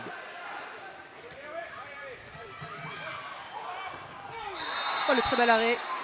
Et la double peine de Clément Carassus. Pour Taou Lufouanitou, qui a un peu touché son homologue russe et qui se voit sanctionné de 2 minutes. Et en plus, penalty pour la Russie.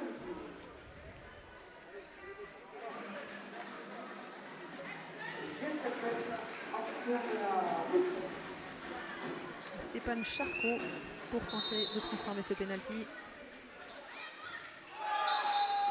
Et c'est chose faite. Les Russes qui ne lâchent pas, hein, qui sont qu'à 2 buts. Les Bleus qui ont compté jusqu'à 4 buts d'avance.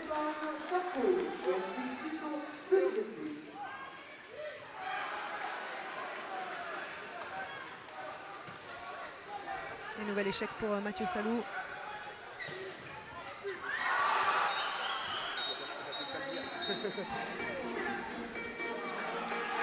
On parlait des performances des différentes équipes de France. Eh bien, sachez que l'équipe de France, les experts, sont menés au Danemark face à la Norvège.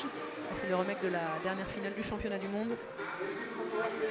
Les Bleus qui avaient battu la Norvège. Eh bien, pour l'instant, ils sont menés 23 à 18. Large revue d'effectifs hein, également du côté des experts. Alors que là, nos jeunes sont dans une situation compliquée. Les Russes sont venus à un but et ils sont en double infériorité numérique pendant plus d'1 minute 20. Et ouais, le temps faible de l'équipe de France.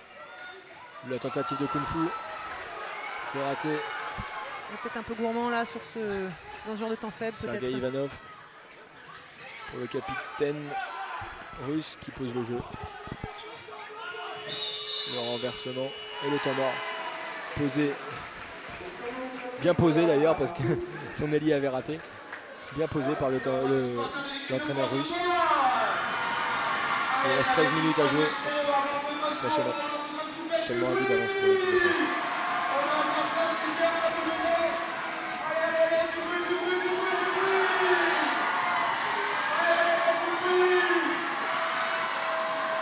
Tant qu'on est 4, vous jouez tous les deux.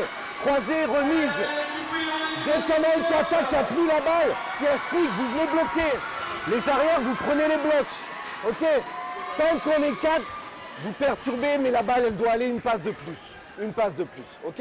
En attaque, tu mets ton Hugo, tu fais courir tes arrières et on met continuité. On n'est pas pressé de tirer les arrières. Maxime, pas pressé. Continuité, balle au loin, on fait travailler. Allez, petit.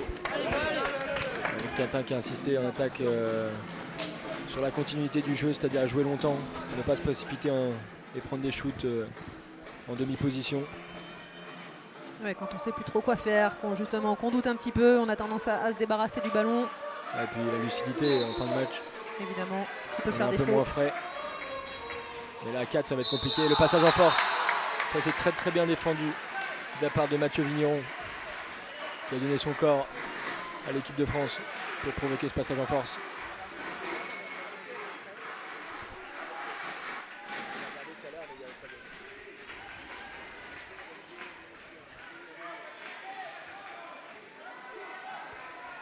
Allez, la France qui doit gérer au mieux la situation de double infériorité numérique. Un but d'avance seulement pour les Minots. Garder le plus longtemps le ballon là. Hein. Parce que ce qui a bien été fait par Mathieu Vigneron sur l'action d'avant. Et c'est ce qu'a demandé le coach Éric Quintin, de la continuité, pas de précipitation.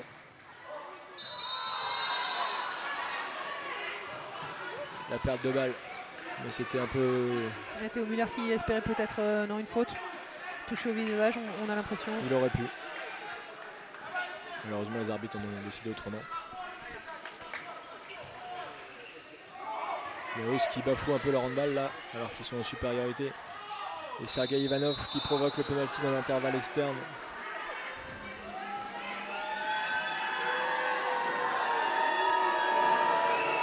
Sergei Ivanov a sifflé par le public du complexe Lucas Ballot. Parce qu'il a les nerfs qui craquent un peu.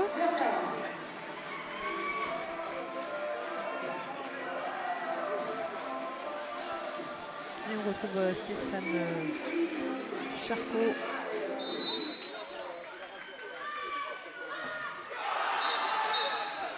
Ballon touché par David Bernard. Mais c'était trop juste. Et l'égalisation de la Russie, 23 partout. À moins de 12 minutes de la fin de cette rencontre. Ça aura coûté cher à la France cette double infériorité numérique. Rappelons-le, ils menaient de 4 buts. Il y a encore 5-6 minutes. Alors qu'est-ce qui a fait la différence, Lucas, justement? Essentiellement cette infériorité. À 4, c'est 4 pendant 1 minute 30, ils ont pris un 3-0. Et là, ils ont un peu perdu l'équilibre qu'ils avaient retrouvé en première mi-temps.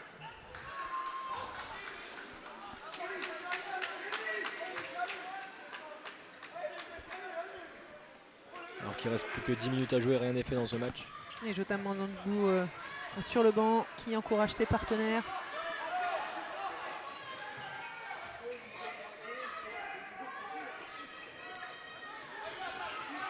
Alors que Lucas Jamtal et Sadou Ntanzi vont probablement faire leur retour sur le terrain. Ils sont derrière le banc à l'échauffement.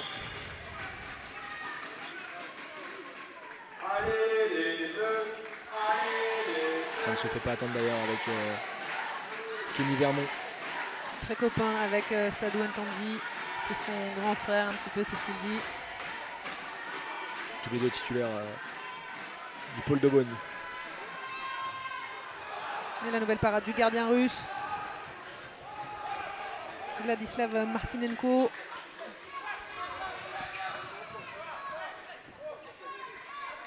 Les Russes qui ne s'enflamment pas, qui posent le jeu.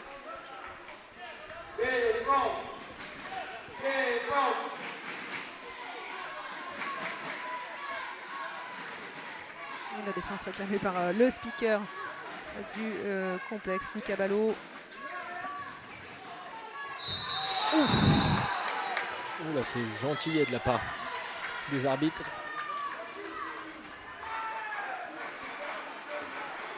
Et Sergei Ivanov qui avait été retenu et projeté au sol, non Lucas? Ça aurait pu mériter 2 minutes. Après, l'arbitre est mieux passé que nous. Il n'y avait probablement pas d'intervalle.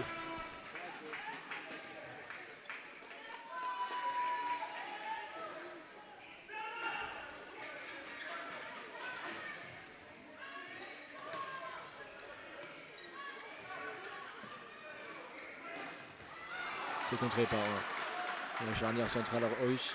Et le ballon qui sera donc rendu à l'équipe de France.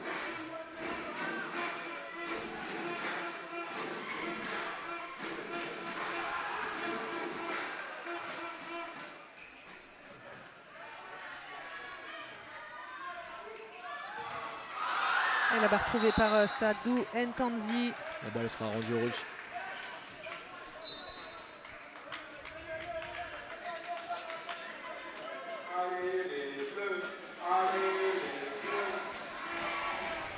Les Bleus qui n'ont plus marqué depuis 7 minutes maintenant. Ça commence à devenir problématique.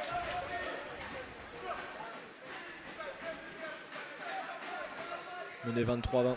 Et c'est vraiment la finition que ça pêche, hein, parce qu'on avait, ils ont trouvé des solutions, que ce soit à l'arrière, sur les ailes. Il y a eu les tentatives ratées de Mathieu Salou. Et la Russie qui passe devant maintenant grâce à Sergei Ivanov. Son bras droit aura fait beaucoup de mal aujourd'hui à l'équipe de France. Son 8e but de la rencontre.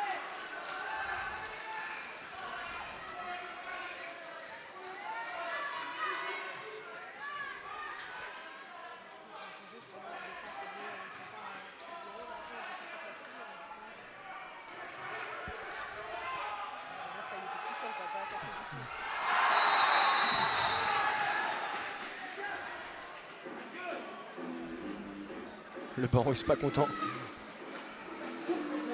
Probablement un passage en force demandé par le banc russe. Calmé par le délégué. Et tant mieux pour la France, ça fait jet de 7 mètres. Et le Chabala. Et c'est transformé par l'un des meilleurs Français aujourd'hui, Sadou Ntanzi, le demi-centre de cette équipe de France, qui permet aux Bleus, aux Minots de recoller 24 partout.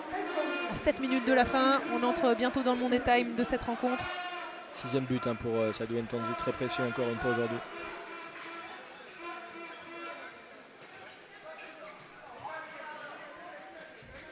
C'est le rap, le chant de rap, ça va faire la différence, Lucas. C'est les poèmes de Jean-Louis. Et la parade de Clément Carassus. Un peu mieux défendu là sur Sergei Ivanov qui était tout seul tout à l'heure. Il faut l'attaquer l'arrière droit russe. En revanche, là, c'est un peu précipité de la part de Sadou Ntanzi, qui ne cadre pas son shoot. Le ballon va devenir de plus en plus lourd là, côté des Bleus notamment. Il a voulu y aller peut-être un peu trop tout seul là, Sadou Ntanzi. Ouais, il s'est précipité un peu. À ce moment-là du match, il aurait peut-être fallu poser une attaque, annoncer un enclenchement clair pour pouvoir mettre en course notamment ses arrières. Toujours ce même enclenchement côté russe avec la sortie du pivot.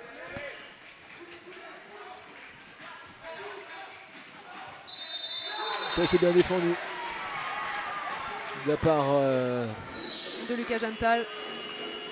Qui provoque passage en force et le temps mort demandé par Eric Quintin. C'est bien posé ça parce que il lui restait encore 2 temps morts et s'il ne le posait pas avant la 55e minute, il aurait perdu un temps mort. Donc il avait encore 25 secondes pour le poser, donc c'est super. Sadou, esprit froid. Ça va faire souffler Les petits gars, les minots. les petits gars, on joue en Asna 2. Les ailiers mettaient une vraie profondeur. Tu alternes droite, tu alternes gauche. Les 2 arrières, vous allez vous retrouver central. Venez sincèrement 2 contre 2 autour de Ryan. Venez sincèrement. Si vous débordez côté bras, c'est-à-dire dans le sens du jeu, on enchaîne croisé. Ok ? Le demi-centre s'est vite replacé du côté de son Asna et on enchaîne. Ok ? Allez les minots. Avec Quintin qui a annoncé un enclenchement clair à ses hommes, un croisé arrière demi-centre, ce qu'il appelle Asna 2. Avec probablement le retour de l'ailier qui va revenir sur le secteur central pour lancer son arrière qui se sera replacé au poste de demi-centre. Alors Lucas, une question un peu simple, un peu de blonde que je suis. Tous les noms de ces différents enclenchements, le Marseillais, voilà, c'est propre à chaque entraîneur. J'imagine évidemment qu'il y en a qui sont propres à voilà, tout le handball mondial, mais sinon on choisit voilà, comme, au hasard. Au hasard, comme on veut. C'est vrai, après il y a des enclenchements qui sont universels plus ou moins. Voilà. Mais là le Asna, c'est par exemple le Asna 2 qu'ils vont faire là, c'est typiquement un enclenchement d'Eric Quintin et c'est... Enfin, Aznavour peut-être, non? Je sais pas. C'est les chansons, décidément c'est Jean-Louis Guéchard qui est derrière tout ça. Voilà. Et là la très belle relation là, avec le pivot, avec Ryan Boateng.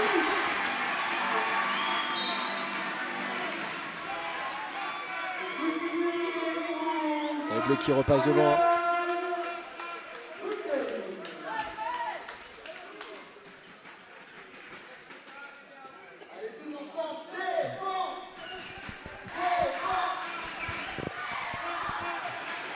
Et la bonne défense de Mathieu Salou. L'arrière gauche russe qui va s'entêter à attaquer et à tirer au-dessus des grands Français de la charnière centrale. Je suis pas sûr que ce soit la solution. On a noté la sortie de Sergei Ivanov qui a été très bon mais qui a été sorti par son entraîneur là pour le Money Time. Et le numéro 22, Stéphane Charcot. qui égalise. Et la rentrée pour le money time du capitaine Jotan Manjangu à la place de Ryan Boutaïg.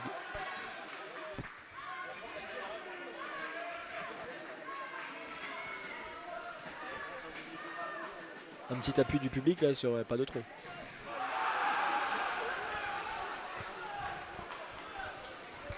Est-ce qu'il y avait vous, votre famille, tous vos proches, Lucas, quand vous jouiez le l'époque, Tibi? Ouais. À l'époque où je jouais, ouais. J'ai même vu là 2-3 familles de joueurs. Évidemment, des proches des joueurs. Voilà, c'est ça.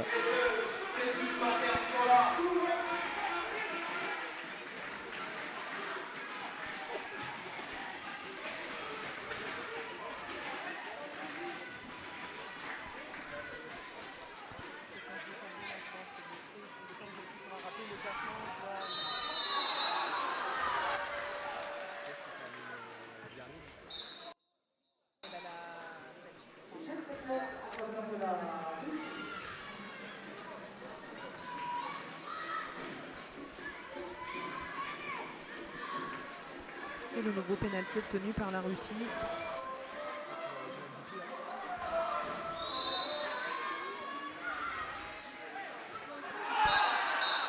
Et le but inscrit par le numéro 22, Stéphane Charcot.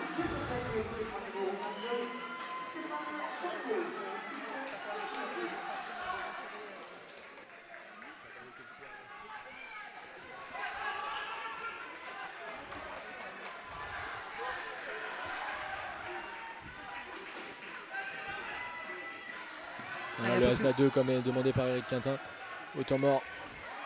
Un peu plus de 3 minutes à jouer. L'équipe de France qui est menée d'un but. Oh, le Chabala de Mathieu Vigneron. Et tout le public qui se lève après ce superbe but de l'ailier français. Qui a bien fixé là le défenseur, le gardien russe, pardon.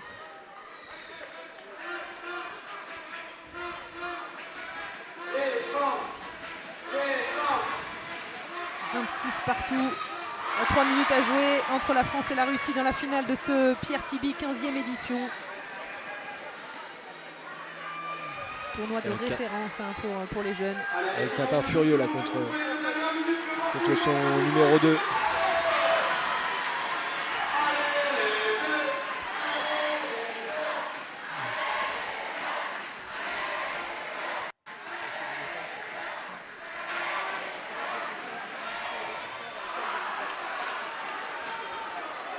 Malheureusement, nouvel échec pour la France. Et il nous aura fait du mal, hein, le gardien russe Vladislav Martinenko.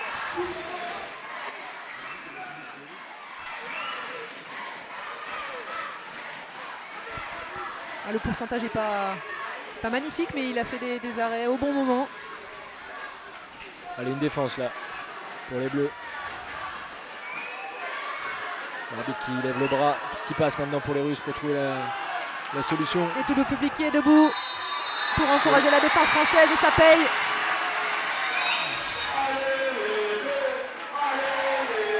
Ah là là, malheureusement la France ne va pas récupérer le ballon parce que le temps mort russe avait été posé bien avant que les Russes perdent le ballon.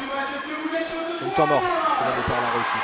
On va écouter les dernières consignes d'Eric Quintin alors qu'on est dans la dernière minute de cette rencontre. Encore plus loin sur ton retour. Tu viens de croiser. Face à Bouquet à droite. Tu t'es replacé. Ok. Si ça va très large, toi tu vas être où? À l'oppose. Si Théo est super... Non, tu rentres pas. Si ouais, j'ai compris.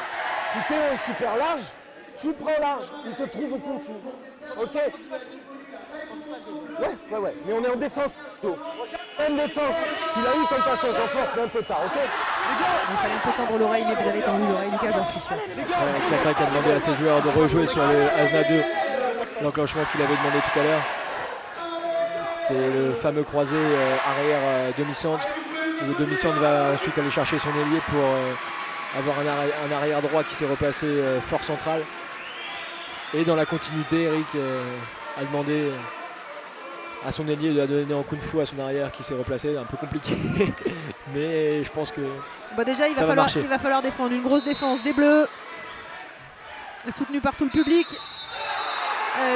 du complexe Louis Caballo. Ouh là là, les Russes qui vont pas être contents hein, parce qu'ils avaient trouvé la situation en 2 passes. Et qu'est-ce qu'il a sifflé Mais l'arbitre, l'arbitre a Lucas? sifflé jeu passif. Donc selon l'arbitre, ils étaient arrivés au bout des 6 passes.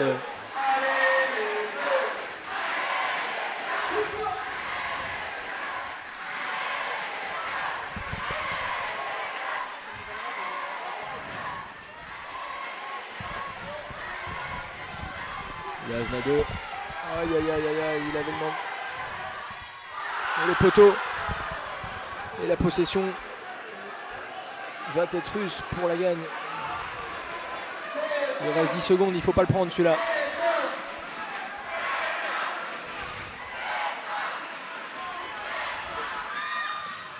Et la parade décisive pardon, de Clément Keracius. Et le score va en rester là. 26-26 dans ce dernier match du tournoi Pierre Tiby. Les Bleus qui remportent donc ce tournoi.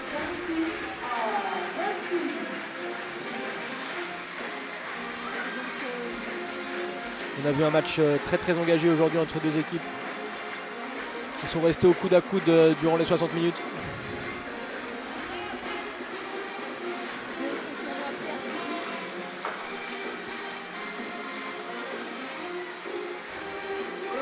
L'entraîneur russe qui râle toujours auprès des arbitres. Se sent probablement lésé.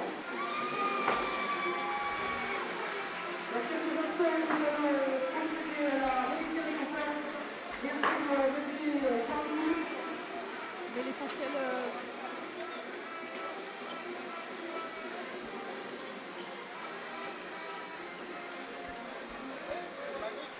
Match qui s'est joué quand même dans un état d'esprit quasiment irréprochable. Lucas, je suis au bord du terrain, est-ce que vous m'entendez? Oui, je vous entends, Marion. Ah, c'est parfait, je pensais qu'on ne m'entendait pas, donc tout va bien. Je suis au bord du terrain. Recueillir les réactions des Français qui terminent premier de ce tournoi Pierre Tiby. Il y aura forcément peut-être un petit peu de frustration, mais l'essentiel est là, les Bleus conservent leur titre. Ouais, 5e année d'affilée hein, que la France remporte ce titre.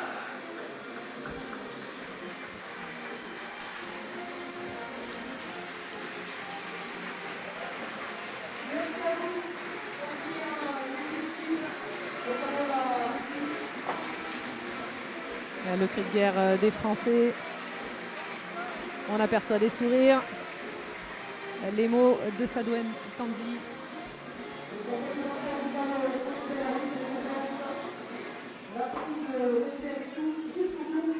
Les Bleus qui vont se réunir prochainement à Aix-en-Provence. Allez, une première réaction avec Jean-Louis Guichard. C'est le rap, c'est ça?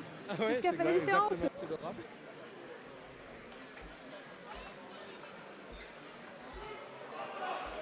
Je me suis trouvé les ressources pour aller jusqu'au bout.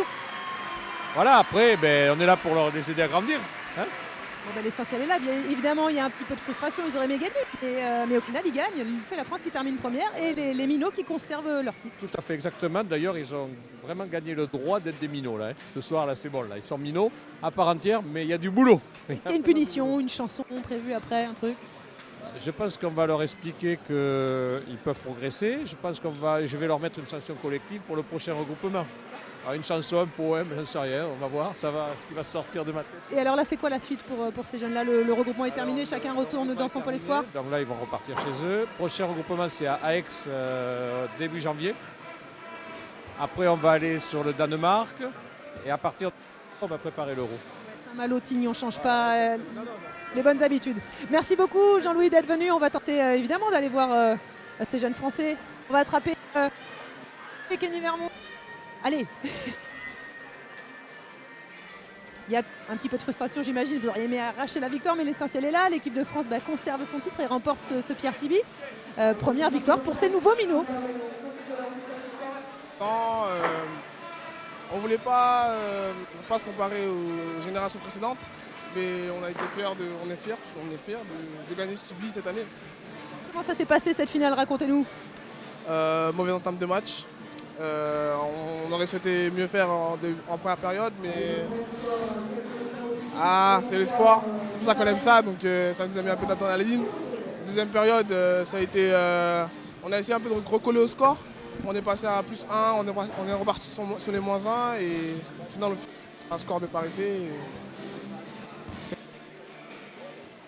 Cette première semaine, alors bien sûr il y avait ce tournoi, mais une première semaine collective, même si le groupe se connaît un petit peu déjà, voilà, est-ce que c'est un peu bateau, mais est-ce que le groupe vit bien? Le groupe vit bien, on se connaît tous, vraiment tous, et on s'aime entre nous déjà, c'est déjà pas mal. On s'aime entre nous, on a passé une très très bonne semaine. Je pense que beaucoup de gens de notre âge souhaiteraient être dans cette équipe de France, et nous on vit au jour le jour. On prend ces jours comme si c'était les derniers et on souhaite recommencer cette aventure. Du plaisir, c'est les maîtres mots d'Éric Quintin. Merci beaucoup.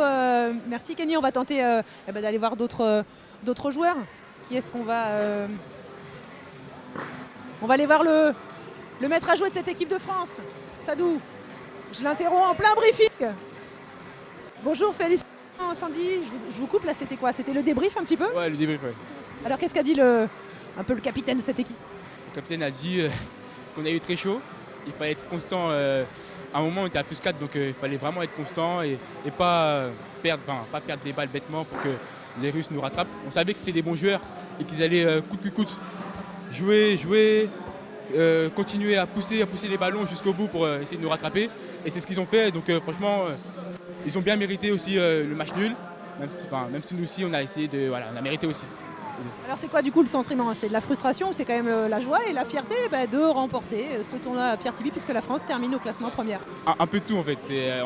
On est frustré parce qu'on était à +4 et on fait match nul à la fin et on voulait absolument gagner. Et on est content parce qu'on a gagné le tournoi Tiby. On avait peur de le perdre, mais on l'a quand même gagné, donc c'est quand même bien, c'est quand même du positif. Ouais, c'est du positif qu'on retient à l'issue de cette première semaine de rassemblement. Comment ça s'est passé avec le nouveau staff? On a fait des connaissances, on s'est adapté à des coachs, comment ils veulent jouer, on a s'adapté aussi au jeu de l'équipe, de la génération U19, parce que c'est vraiment une génération type. Et ensuite on a essayé d'apprendre le plus vite possible parce qu'il y avait des matchs assez tôt. On n'avait que 3 jours de préparation. Donc je trouve qu'on s'est bien débrouillé quand même pour une première semaine de préparation avec un nouveau staff. Et on a chanté des poèmes aussi et du rap et tout ça, non? Comment? Excuse-moi. Je dis on a chanté aussi des poèmes, vous avez chanté des poèmes, du rap et tout ça, ça vous a fait un peu drôle, non? C'est ça, on a tout fait.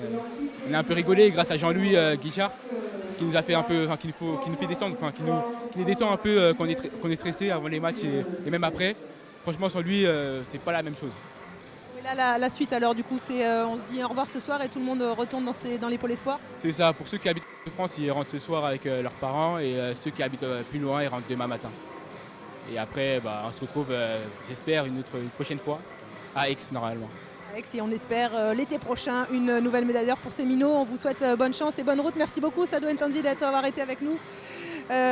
Merci à vous de nous avoir suivis sur la chaîne Via Grand Paris. Avant de se quitter, évidemment, nos remerciements à toutes les équipes techniques, au réalisateur Armand Stégière, et puis un grand merci à mon compatriote, mon confrère, mon bras droit, aujourd'hui Lucas Ferrandier. On croise les doigts à Créteil. Merci beaucoup à toutes et à tous de nous avoir suivis. Très belle soirée sur les antennes de Via Grand Paris.